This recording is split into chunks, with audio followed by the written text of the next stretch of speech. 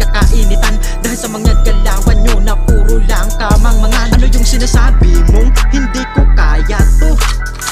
Kataka pa lang, matagal ko nang inupuan ng tronong to. Ang dami na rin namatay na tumagka sa'kin, wala rin akong napala. Kaya pinili kong ibahin aking estilo para merong ma-inspira. Hindi yung mga ganito, payabangan, palaliman, nagkukumparahan, pagandahan, paangasan, pataasan. Yung totoo eto ay kababawan. At yung iniiyak mo na kung bakit di pa ako sikat, tandaan mo mga nakalubog, balang araw lahat yan ay nakaangat.